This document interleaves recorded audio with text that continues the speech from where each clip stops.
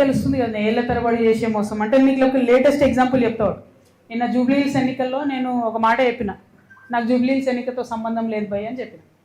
సరే అయినా సరే ఒక 15 మంది ఇండిపెండెంట్లు వచ్చి నా దగ్గరికి, అక్క ఇట్లా మేము విత్డ్రా చేసుకుంటాము, ఎవరికి సపోర్ట్ చేయమంటారని అడిగారు. నేనన్నా నాకు సంబంధం లేదు భయ్ జూబ్లీహిల్స్ ఎన్నిక, మీరు ఎవరి దగ్గరికి పోండి అని చెప్పి వాళ్ళు చక్కగా హరీష్ అన్న దగ్గర పోయారు.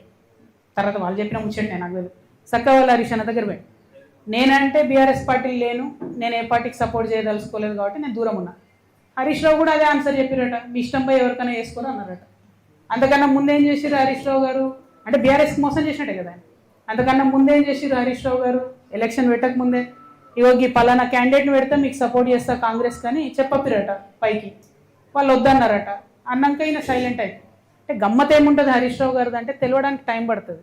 ఎందుకంటే ఇవాళ వారి అన్ఫార్చునేట్ వారి తండ్రి గారు చనిపోయినారు. అయితే వారు లోపల ఉన్నారు ఇంట్లో. అక్కడి నుంచి కూడా ఎలక్షన్ అవుతున్న సమయంలో టెలికాన్ఫరెన్స్లు అవి పెట్టి మాట్లాడారు. అప్పుడు హరీష్ రావు గారి భజన పరులంతా ఏం బిల్డప్ ఇచ్చిరు, హరీష్ అన్న ఇంత కష్టంలో కూడా పార్టీ కోసం నిలబడి టెలికాన్ఫరెన్స్ పెడుతున్నారు అన్నారు. రిజల్ట్ ఉల్టాయే వరకు ఏం భజన మొదలుపెట్టింది నిన్నటి నుంచి. హరీష్ అన్న లేకపోయి, హరీష్ అన్న ఉంటే అసలు ఇక ఒక్క సీటు కానీ వేసి ఉంటే హరీష్ అన్న జూబ్లీహిల్స్ గెలుస్తుంటే మన లెవెల్లో మళ్ళీ పెడుతున్నారు. అంటే వెంటనే తప్పించుకోవడం, అప్పటి వరకు మోసం చేయడం, ఇది హరీష్ రావు గారి నైజం. సో ఇంటి దొంగని ఈశ్వరుడైనా పట్టలేడు అన్నట్టు చాలా టైం పట్టింది. ఏదో నాకు తెలిసింది కాబట్టి నేను గట్టిగా మాట్లాడుతున్నా కాబట్టి నన్ను బయట హరీష్. బట్ అక్కడ ఉన్నవాళ్ళు వారు ఆలోచన చేసుకోవాలి. At the same time Ramanna కూడా ఒక సభ కాగానే ఏదో మేమే సార్ను మోస్తున్నట్టుగా కార్టూన్ లేపించేసుకొని, హరీష్ రావు గారు సార్ను మోసినట్టు ఒకసారి, రామన్న గారు సార్ను మోసినట్టు ఒకసారి, ఎవరు మేమేమంటారు సార్ కింద బచ్చగల్లం అందరం బచ్చగల్లం ఉంటే బాగుంటుంది. ఇలా నన్ను బయటకు వారేసిండ్రు కాబట్టి నేను నెత్తి మీద బతుకమ్మ ఎత్తుకున్నట్టు నెత్తి మీద తెలంగాణ సమస్యలు ఎత్తుకొని తిరుగుతున్నాయి అలా. కాబట్టి నేను బలంగా మాట్లాడుతున్నాను. బట్ ఒక పార్టీలో ఒక సిస్టంలో ఉన్నప్పుడు నాయకుడు కోరుకున్న చేయాలి. వీరేం చేస్తున్నారు, సభ సక్సెస్ చేయగానే రామన్న నెత్తి మీద సార్ పెద్ద సార్ ఫోటో పెట్టి నేనే మోసిన అని ఆయన వేసుకున్నాడు కార్టూన్. తెల్లారి ఈయనేం చేసిండు హరీష్ అన్న, వి ప్రకాష్ లాంటి వాళ్ళని కొంతమందిని పెట్టుకొని అసలు హరీష్ లేకపోతే కేసీఆరే లేడు, హరీష్ లేకపోతే తెలంగాణ ఉద్యమమే లేదు, ఏంది ఇది అవసరమా? ఇప్పుడు ఇక్కడ పద్మదేవేందర్ రెడ్డి గారు ఉన్నారండి, వీరు 2009లో ఎక్కడున్నారండి? కేసీఆర్ గారి మీద నాకు గుర్తుంది 2 చేతులతోని దుమ్మెత్తి పోసి పార్టీని ఇడిచిపెట్టి వెళ్ళిపోయింది. ఆమె టికెట్ ఇవ్వకపోతే మేడము వెళ్ళిపోయినరా, మళ్ళా జర ఉద్యమం గట్టిగా ఈ సార్ దీక్ష చేయగానే ఎట్లొచ్చింది వాపస్? ఎవరు సపోర్టు మేడంకి, ఆ దేవేందర్ రెడ్డి అన్నకి? హరీష్ రావు గారు కదా. మరి ఈ జిల్లాలో ఒకే సపోర్ట్ ఉన్నారు, తీసుకొచ్చిరు. ఇక్కడ వింటుంటే అసలు ఎంత గవర్నమెంట్ వస్తుంటే అవి నాకు కొన్ని చెప్పబుద్ధి అయితే లేదు. ఒక్కొక్క ఉద్యోగం ఇస్తామని 2 లక్షలు తీసుకుంటారా, 3 లక్షలు తీసుకుంటారా? అన్ని మెదక్ల పనులు పెండింగ్ ఉంటాయా? మరి అట్లాంటి నాయకుల్ని సపోర్ట్ చేయొచ్చా బీఆర్ఎస్?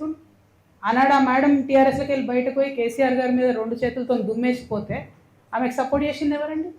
ఆ రోజు ఇటుపక్క పద్మకు ఓడిపోతుంది, అటుపక్క వైపీఆర్ అఫీషియల్ టీఆర్ఎస్ క్యాండిడేట్ ఓడిపోతారు, ఇంకో మంచి గెలుస్తాడు.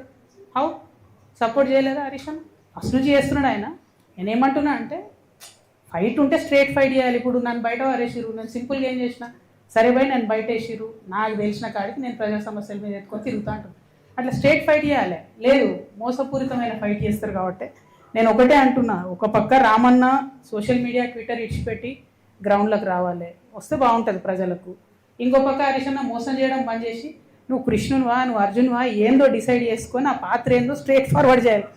వీళ్ళు పేరుకు కృష్ణార్జునాలు పెట్టుకుంటారు, ఒకరి మీద ఒకరు బాణం వేసుకుంటే పాపం బలేది ఎవరే, టీఆర్ఎస్ కార్యకర్తలు కదా.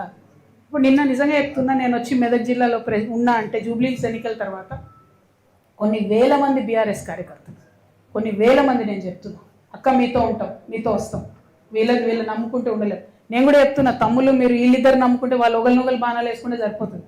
పక్కోని మీద వేయరు, పక్కపాటోని మీద వేయరు, మనోళ్ళనే. అరే ఇక్కడ నిన్న నేను ఒకరింటికి పోతే పాపం ఆయన పక్కకు పిలిచి చెప్తున్నాను, అక్క ప్లీజ్ మీరు నమ్మకండి, వీళ్ళు మనకు పార్టీకి చేస్తలేరు పని అంటే, నేనే లేను కదా పోయి పార్టీలు అంటే, లేదక్క మేము మీతోనే ఉంటాం, పార్టీ కార్యకర్తలకు మాత్రం ఏమాత్రం లాభం జరగలే అని చెప్తున్నారు. ఎవరండి ఈ జగదీష్ రెడ్డి ఎవరు చెప్పు, ఈ ప్రశాంత్ రెడ్డి ఎవరు చెప్పు, ఈ మదన్ రెడ్డి గారు ఎవరు, నిరంజన్ రెడ్డి గారు ఎవరు, ఏముండే వాళ్ళకు? ఇప్పుడు ఎట్లున్నారు వాళ్ళు? కొన్ని కార్యకర్తలు ఉన్నారు, నేనే ఉన్నా, మీరు చూసుకోండి, నా ఆస్తిపాస్తులు లెక్కలు తీసుకోండి. 2014 ముందు ఏది ఉంది అదే ఉంది నా దగ్గర. ఛాలెంజ్ చేసి చెప్తున్నా, 3 ఏళ్ళు ఈడీ సిబిఐ నా ఎంటబడ్డది, కీసం ఎత్తనే మన ఉన్నదా నా దగ్గర అదనంగా? నాలాంటి ఉద్యమకారులు ఇక్కడ 100 మంది ఉన్నారు, దగపడ్డ ఉద్యమకారులు, వీళ్ళకి ఏముందండి? నేనేమంటున్నా అంటే బ్రదర్, నేను చెప్పాను. నేనేమంటున్నా అంటే టీఆర్ఎస్ పార్టీ కార్యకర్తలను ముంచుడు, నాయకులు పెరుగుడు ఇది కరెక్ట్ కాదు. పార్టీ అనేది ప్రజల పక్షాన ఉండాలి. అవకాశం ఉంటే అట్లా పనిచేస్తే బాగుంటుంది. ఏమన్నారు? నేను చీట్ గురించి మాట్లాడతలేనే, నేను ఆస్తుల గురించి చెప్తున్నా. నువ్వు ఇంటలే బ్రదర్, నువ్వు ఆస్తుల గురించి చెప్తున్నాను, కేసు గురించి చెప్తున్నాను. కేసు గురించి మాట్లాడడానికి ఉండదు కదా, కేసు గురించి చెప్తాను. నేను బీఆర్ఎస్ పార్టీ కార్యకర్తలు, ఆస్తులు, ఉద్యమకారులు మా గురించి నేను చెప్తున్నాను. यहाँ मेदक में हमारे बहुत सारे माइनॉरिटी भाई हैं, उन सबको भी मैं सलाम करती हूँ और हमारे माइनॉरिटी भाई बहनों से यही गुजारिश करती हूँ कि जो तेलंगाना में जो इज़्ज़त, जो हिस्सा, जो अपना हक हमें मिलना था पॉलिटिकली, जॉब्स वाइज अभी तक नहीं मिला। एजुकेशन वाइज बड़े साहब केसीआर साहब ने उन कोशिश किया, तालीम के वास्ते उन्होंने टिमरी से एक सेपरेट लगा के बहुत अच्छा उन्होंने सहूलियत किया, लेकिन बहुत और भी इश्यूज है जिनको हमें एड्रेस आज भी करना है। प्रोफेसर जयशंकर साहब हमेशा मुझे समझाते थे कि बेटी मैं उस्मानिया यूनिवर्सिटी में काम करता था, अब नीचे से लेकर ऊपर मैं जब तक मेरे क्लासरूम पहुंचता था तब तक आधी बार मैं सलाम करता था, आधे बार नमस्ते करता था। उतने सारे एम्प्लॉयज़ माइनॉरिटी के गवर्नमेंट में थे, हुकूमत में थे, लेकिन आज वो 5% से भी कम हो गए। तो उनके हक के वास्ते आपको लड़ना है, ये हमेशा सीख मुझे प्रोफेसर जयशंकर साहब देते थे। अब उनके बताए हुए रास्तों पे, केसीआर साहब के इंस्पिरेशन से मैं तेलंगाना के अवाम के लिए काम करने के लिए निकली हूँ। लेकिन आज मैं बीआरएस पार्टी में नहीं हूँ। तेलंगाना जागृति एक इंडिपेंडेंट ऑर्गेनाइजेशन है। इंडिपेंडेंटली तेलंगाना की बिटिया आपके सपोर्ट चाहते हुए सारे प्रदेश, सारे डिस्ट्रिक्ट्स में मैं जा रही हूँ। डिस्ट्रिक्ट में जितने भी आप हमारे मसाइल है उनको हुकूमत को बता के एक सोल्यूशन निकालने के लिए मैं मेरा कोशिश कर रही हूँ, और ये कोशिश तभी कामयाब होगा जब मैं आवाम के दरमियान रहूँगी। तो इसीलिए मैं आवाम के दरमियान आई हूँ, आपकी मदद चाहती हूँ। हर एक पहलू में हमें उर्दू को सपोर्ट करना है, माइनॉरिटी क्रिश्चियन को सपोर्ट करना है, माइनॉरिटी मुस्लिम को सपोर्ट करना है, माइनॉरिटी सिख को सपोर्ट करना है।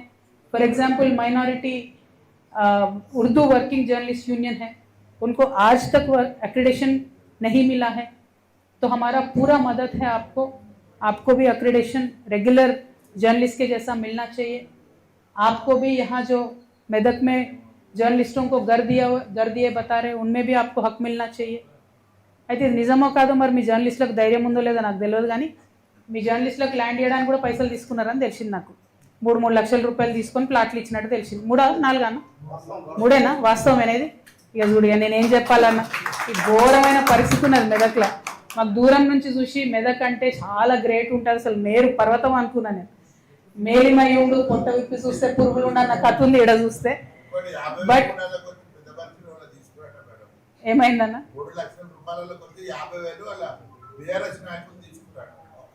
ఇక నేను ఎంత చెప్పాలన్నా ఇది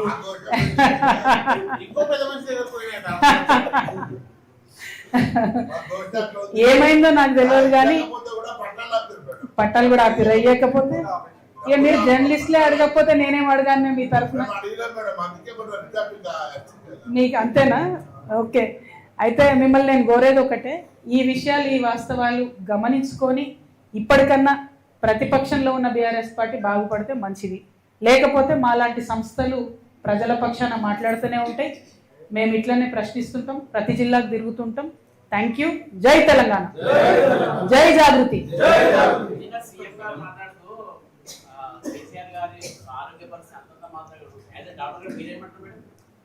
కేసీఆర్ గారు మంచిగా ఉన్నారు, చాలా బాగుంటారు. సీఎం గారికి ఏదో ఆశ, పాపం కేసీఆర్ ఆరోగ్యం బాగాలేదు, ఆయన బయటకు రాకపోతే ఈయనకేదో మళ్ళీ రాజకీయంగా లాభం అయితే అంత సీన్ లేదు. కేసీఆర్ సార్ హట్టా కట్టా ఉన్నారు, మంచిగా ఉన్నారు. సార్ బయటకు వచ్చినప్పుడు సీన్ వేరే రకంగా ఉంటుంది, అది వేరే, అది పక్కకు పెడదాం. ముఖ్యమంత్రి గారు ఆశలేమి చెల్లుబాటు కావు, అది పక్కన పెట్టేద్దాం. కానీ ఎవరైతే ఈ హరీష్ అన్న, కేటీఆర్ అని ఉన్నారో వాళ్ళు సార్ కళ్ళకు గంతలు కట్టి అరాచకాలు చేస్తున్న నాయకులందరినీ కూడా సేఫ్ గార్డ్ చేస్తున్నారు. అది కరెక్ట్గా మనము కార్యకర్తలు కాపాడుకోవాలి, నాయకులను కాదు. ఆ విషయం వారు గమనించుకుంటే బాగుంటుంది.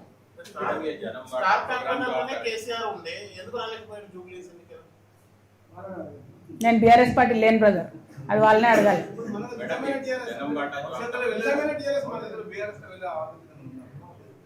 जन्म बांटा जो प्रोग्राम है आपका, ये किसके खिलाफ आपका ये बांटा प्रोग्राम है?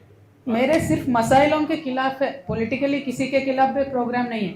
मैं क्या कर रही हूँ साहब, हर एक जगह पे जा रही हूँ, जहाँ जहाँ भी प्रॉब्लम है वो प्रॉब्लम को आपके जरिए हाईलाइट करने का कोशिश कर रहे हैं। इसमें मीडिया का सपोर्ट बहुत है, आप मीडिया के जरिए हम प्रॉब्लम हाईलाइट करेंगे। अब सरकार हुकूमत जितना झुक के काम करेंगे सरकार के लिए अच्छा है।